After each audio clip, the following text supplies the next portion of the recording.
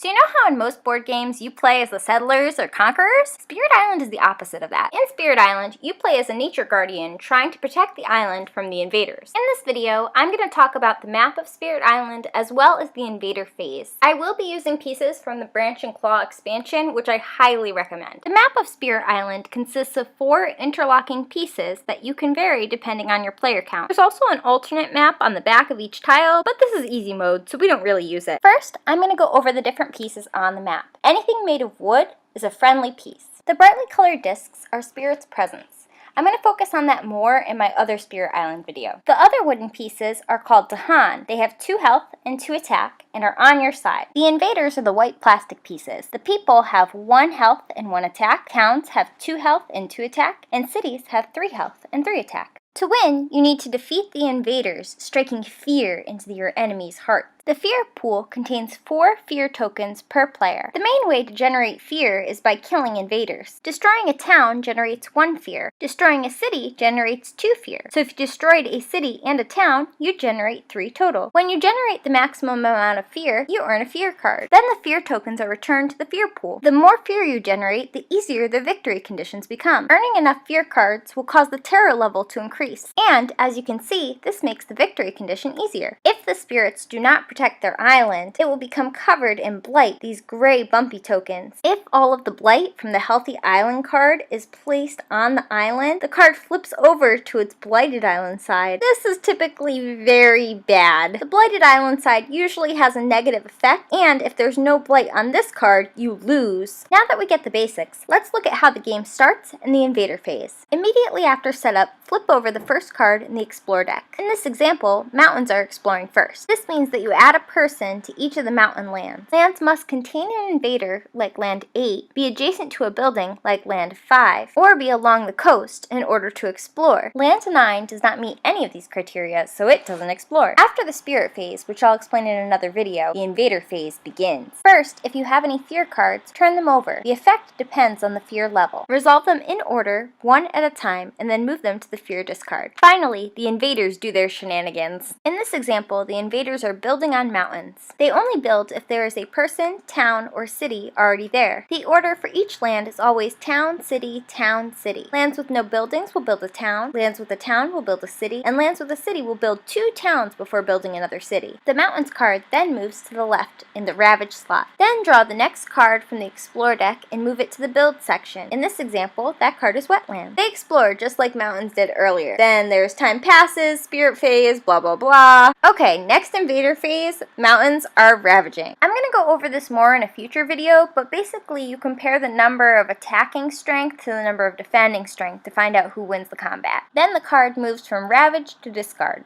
Then you just follow the same steps for the Invader phase. Wetlands build, a new card Sands is revealed, so Sands explores. The longer you play, the tougher the Explore cards get, so you want to try to finish the game as fast as you can. There's also these tokens. These are from the expansion. Beasts, the red tokens, usually do damage. Wilds, the green tokens, prevent Explore.